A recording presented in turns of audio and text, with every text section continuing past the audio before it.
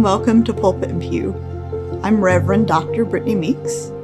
I earned my PhD in New Testament from Garrett Evangelical Theological Seminary, and I'm a proud alumna of Memphis Theological Seminary.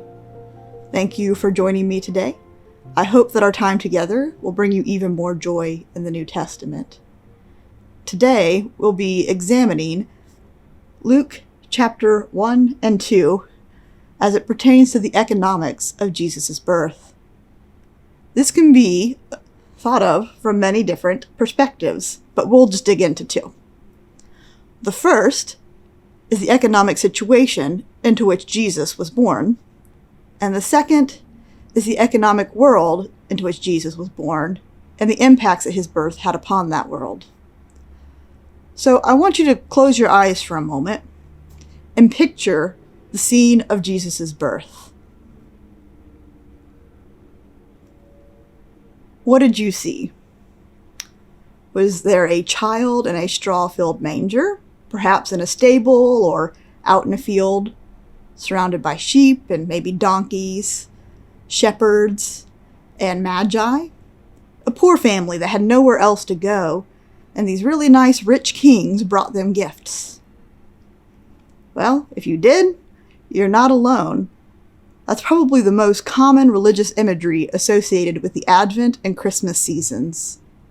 And yet, it's not the imagery that we find in the Gospel of Luke or the Gospel of Matthew. Instead, it's a scene that was first popularized by Francis of Assisi. That scene comes from a combination of what we read in the Gospel of Matthew as well as what we read in the Gospel of Luke. And with that is mixed in a good dose of tradition. So let's take a step back and look at the Gospel of Luke on its own and see what it actually does say to us about the situation into which Jesus was born. Let's start first with the economic situation that Jesus was born into. In Luke 1:46-56, after Mary has been visited by the angel Gabriel, who announces that she will have a child by the Holy Spirit, Mary offers a song to God.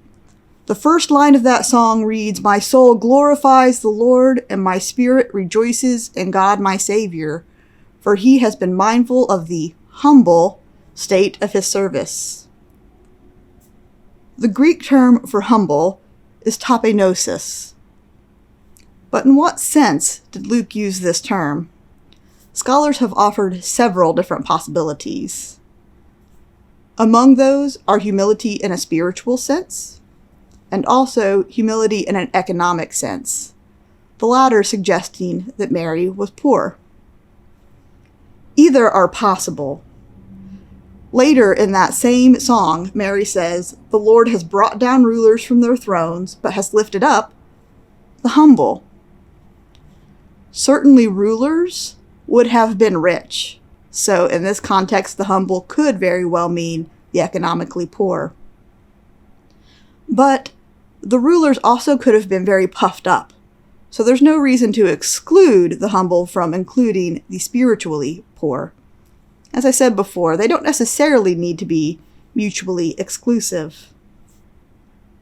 With this first clue, then, we're left with some space for ambiguity. A second clue can be found in the location of Jesus' birth. We've said that that picture that we have in our minds is really more of a combination of Matthew and Luke, with a good smattering of tradition mixed in. So what then was the location of Jesus' birth, and what does that suggest about the economic situation into which he was born? Here, it's important to tend to the Greek language as well as the culture of the time. Mary and Joseph have traveled to Bethlehem in order to be counted for a census. They travel to Bethlehem because everyone's supposed to go to their hometown, and we learn that this is where Joseph is from. Luke 2:7 then tells us that Mary came to have the child while she was there, and she wrapped him in cloths and placed him in a fonte, meaning a manger, because there was no room for them in the katalima. Catalema can be translated in a few different ways. One, being a guest room in a private house. Another possibility would be that it would be a traveler's inn. The latter would have been pretty crowded, especially during a census where a lot of people are traveling. Several people would be sleeping under the same roof. There would be cots, or there would be a level that's just slightly above the floor, and people would sleep on that sort of raised space. On the bottom, there would have been straw, and even some of those fonte, those mangers that we picture Jesus being laid in, because on that bottom level is where the people's animals would have stayed. So which of these two possibilities, a traveler's inn or the guest room, was Jesus turned away from? While either is possible, I think that the first, the guest room in a family's house, would have been the most likely scenario. First of all, in a traveler's inn, there were already fonte, or these mangers, that Jesus could have been laid in. So why would Luke stress that they were sent away from that place and that Jesus was then laid in a fonte? It just really doesn't make sense. Second, the term catalema is used elsewhere in Luke to refer to the guest room in a private home where the Last Supper was held. This same word is used in the Gospel of Matthew for that upper room where Jesus and his disciples met for the last time. Here, an understanding of familial culture offers us further insight. New Testament scholar Ian Paul has observed it would have been unthinkable that Joseph, returning to his place of ancestral origins, would not have been received by family members, even if they were not close relatives. In other words, the family culture of the time was one of hospitality.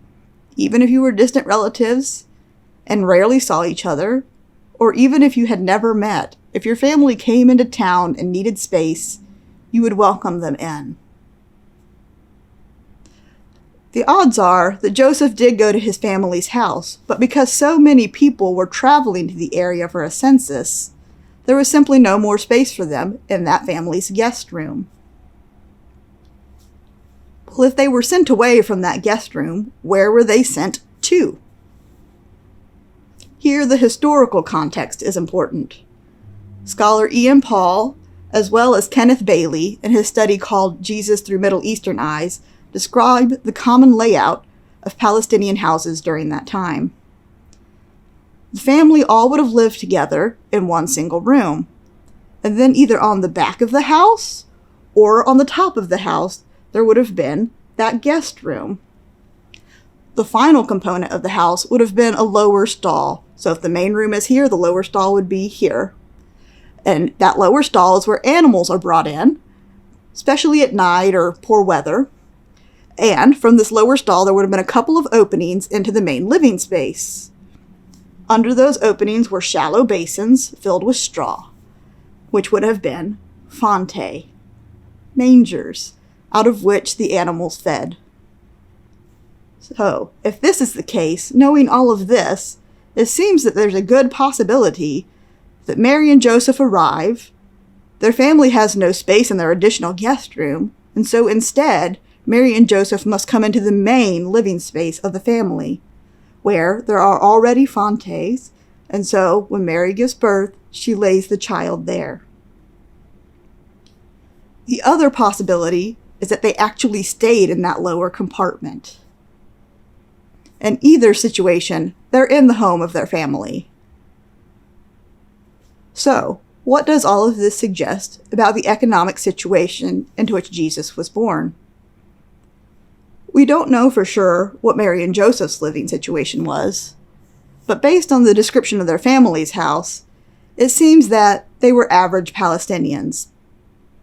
Given that 90% of the people at that time were peasantry, there's a good possibility that they were poor.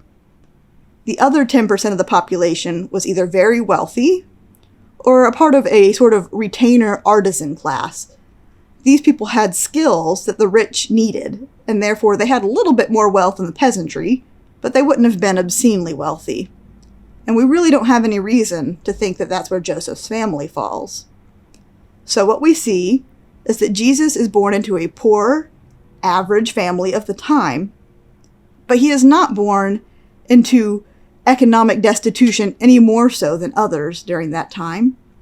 And he did have a broad familial support system. So that extra impoverished Jesus, with no one to welcome him except strangers, is really more of our tradition than it is something we find in the Gospel of Luke. Jesus had a familial support system, even if it wasn't a wealthy one. A third clue about the economic status of Jesus' birth can be found in Luke 22 through 24, when Mary and Joseph consecrate Jesus in the temple. Luke tells us that they offer a sacrifice in keeping with what was said in the law of the Lord, a pair of doves or 2 young pigeons. The law of the Lord that's being referred to here is found in Leviticus 12, 6 through 8, which says that after a woman gives birth, she should offer the Lord a 1-year-old lamb, plus a pigeon or a dove. But if she doesn't have enough money for the lamb, it's okay just to bring 2 pigeons or 2 doves. That Luke doesn't even mention the lamb, but only the birds, might imply that Mary and Joseph's situation was that of poverty. It could also simply suggest that Luke, as a Gentile, was not as familiar with these Jewish traditions. Maybe he didn't know the tradition of bringing a lamb, especially since, as we've said, 90% of the population would have been peasantry. No doubt it would have been much more common to bring 2 birds rather than a lamb, and so maybe Luke never knew of the option to bring a lamb, or maybe there was no need to even mention it because most people could not afford that. In the end, we can't be 100% sure what Mary and Joseph brought, because Luke does not say so explicitly. Though some of the clues that we have found about Jesus' situation are ambiguous, the overall weight of the evidence suggests that Jesus, like most during his day, was poor. That said, in Luke's recounting, he's not shown to be any more impoverished than other people of his time, and he had a broad familial support system. Of far more consequence, perhaps, is the economic world into which Jesus was born and the implications of his birth upon that world. So let's turn now to that world as Luke presents it. Listen to these very familiar words from Luke 2, 1 through 5. In those days, Caesar Augustus issued a decree that a census should be taken of the entire Roman world. This was the first census that took place while Quirinius was governor of Syria. And everyone went to their own town to register. So Joseph also went up from the town of Nazareth into Galilee to Judea to Bethlehem, the town of David, because he belonged to the house and the line of David. He went there to register with Mary, who was pledged to be married to him and who was expecting a child. Luke places Jesus' birth smack in the middle of a census, the first that took place while Quirinius was governor of Syria. For some scholars, this bit of information makes them think that maybe Luke was a little off in his timeline, because there's no evidence that a census happened in that way during that time. But Luke, who so often turns the world upside down as it relates to wealth, does not mistakenly place Jesus' birth in this particular narrative context. Luke had something to say. During this time, a census was not taken to determine where support systems were needed. In other words, they weren't thinking, where might more public bathhouses be needed so that there's public sanitation? Do we need more food markets here? They may have said they were doing it for that reason at times, but in reality, the main purpose of a census was to count the people so that they could then be taxed. It was all about taxes. And these taxes primarily benefited the most wealthy, that top 10%. It was by and large not used to improve the lives of everyday people. Among the purposes of the taxes were large building projects, one of which was the building of the temple under Herod. Even though the temple was a symbol of Jewish faith, this would have been a burden to the Jewish people, because the taxes to build it would have been huge. They would have been crushing for a peasantry class. In addition, the temple isn't a place that all Jewish people can get to on a regular basis. The cost of travel would have been prohibitive for many. Further, that financial burden of the temple didn't go away after it was built, because the people were expected to continue paying taxes for the upkeep of this temple. This temple tax, along with the other taxes collected by Rome, would have been financially crushing to the peasantry. Luke is very aware of this. His placement of Jesus' birth in the middle of a census, in the middle of a sign of Rome's financial abuse of the people, was intentional. If you're not convinced, the literary context that surrounds the census confirms this. In Luke 1, before Jesus is born and before we learn of the census, remember, we have Mary giving us that song, and in it she speaks of rulers, who are rich, being brought down from their thrones, and the humble, among them the financially poor, being lifted up. But she goes even further. She says that this Jesus will also fill the hungry and send the rich away empty. Biblical scholar Joseph Fitzmyer calls Mary's song, quote, one of the most revolutionary documents in all literature, containing 3 separate revolutions: moral, social, and economic.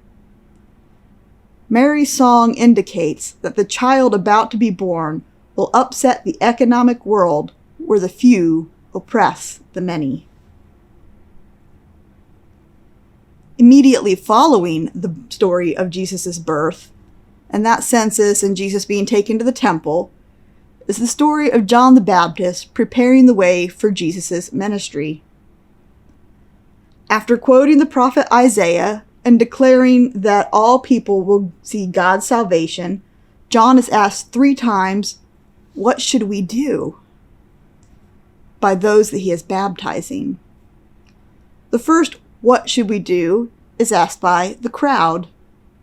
The second, by tax collectors. And the third, by soldiers. Every one of John's answers has an economic component. To the crowd, likely the poor, John says, if you have 1 shirt, or rather 2 shirts, give 1 to someone who has none. If you have enough food, share it. To the tax collectors, those people that would have been coming around after the census to get your money, and agents of the Roman government, John answers, don't collect any more than what is required. Don't line your own pockets. And to the soldiers, John answers, don't extort money. Be content with your pay. Luke places Jesus' birth in the middle of a financially abusive census and sandwiches it between 2 texts about money. Regardless of Jesus' own socioeconomic status at birth, his birth upsets the financial world of the time. It speaks against the accumulation of wealth, against the abuse of the poor, and for the sharing of resources. One of the primary ways that Christmas has come to be celebrated in Western culture is through the giving of gifts. Christmas has been largely commercialized and made into a consumer holiday. While the giving of gifts in itself is not a bad ritual, in fact, to some extent, it's even rooted in the Christmas tradition, that of the Magi bringing gifts to the Christ child, and that of the gift of the Christ child to us. While it's rooted there, it has become so much about the giving of gifts that it's become a celebration of consumerism rather than a celebration of the birth of the Christ. Consumerism, as we know, is not only celebrated during Christmas, but is rooted within the everyday lives of Western culture. Too often, we think first of ourselves and only later and minimally of those that have other needs, especially financial needs. We fail to see the ways in which our consumer culture that urges us to buy ever more not only keeps us from giving to the poor, but also abuses those who work to meet our consumer demand. Their leadership making ever more profit while the average worker struggles to survive. When we do see that, we often think, I really can't make that much of a difference. I'm one person, this is a large system. And so we just give up trying. One of the Christmas messages that Luke offers to us is to not give up trying. The birth of Jesus calls us to upend economic systems that oppress the many while fattening the few. It calls us to listen to John. If we have more than we need, we should share it with others who do not. Like the tax collectors, we should not accumulate more than what we need. And like the soldiers, we should be content with enough. When we take more than we need and are not content with merely enough, we perpetuate harm. As a closing call for how we might be able to celebrate during this Advent and Christmas season, listen to these words from Richard Horsley. The infancy narrative of Jesus, once freed from domesticating cultural context of the holidays, can be read again as stories of people's liberation from exploitation and domination. The people who may respond most immediately are probably those whose situation is similar to that portrayed in their stories. But for the modern-day citizens of Rome, that's us, uncomfortable about their intricate involvement in the web of new forms of domination, these stories also offer a challenge and an inspiration to regain control of our own lives in response to God's liberating initiative in the birth of Jesus. May we take this challenge and inspiration to heart during this Advent and Christmas season. Thank you for joining me.